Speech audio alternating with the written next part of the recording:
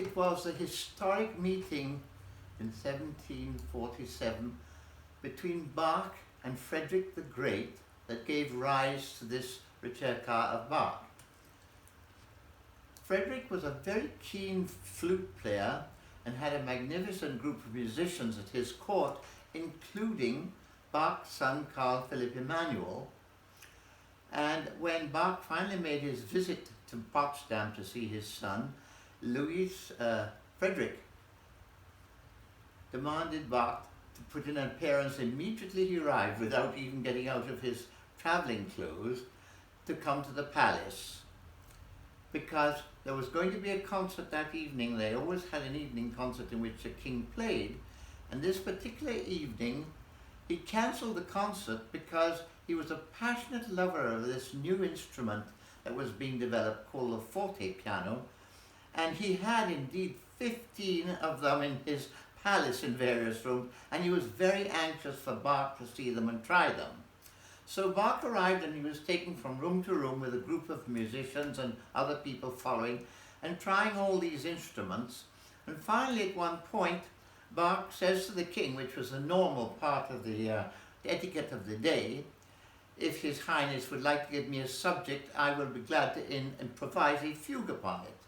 On which Frederick was hoping and expecting this would happen, I think, and had come up with a quite, he thought, ingenious subject that would be very difficult to make a fugue out of. However, he gave the subject to Bach, and Bach improvised this three-part Ricercare. It's an early type of fugue. The point about the Ricercare is that it's not quite as broad as a fugue. The subject keeps coming back, the theme, we call the theme the subject, keeps coming back, and the episodes that separate the entries all have to be somehow derived from the subject matter. So let me show you what I mean. Here is the subject. Two.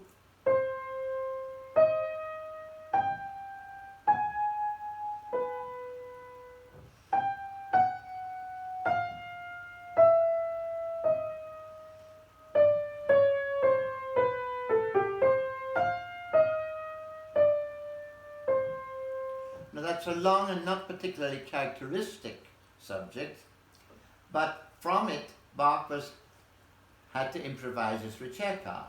Now, to give an example of using the material, if for instance one has it was in three voices, the Ricercare. That meant there would be upper voice and a bass and then a middle voice, alto, just the three voices. So if I showed two voices,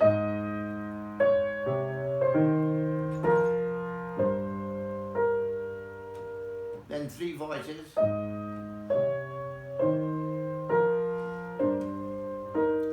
the third voice comes in. So here, for instance, take this phrase, the upper voice, instead of Bach writes, using the half note intervals from the subject,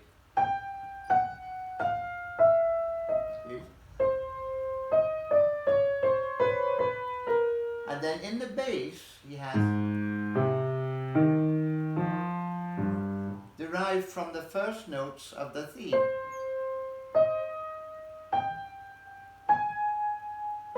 So here in this particular demonstration,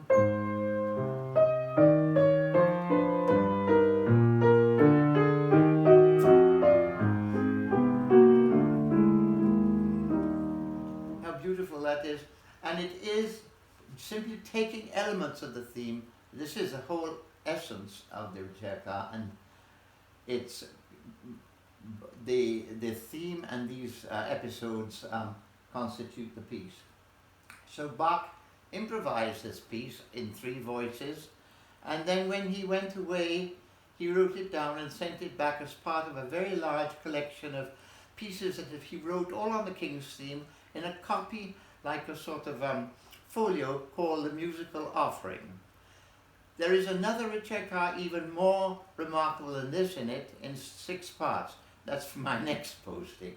But this the three-part Ricercare is also historic because it's the first piece for piano, for forte piano, this early instrument, the predecessor of our piano, written by J.S. Bach.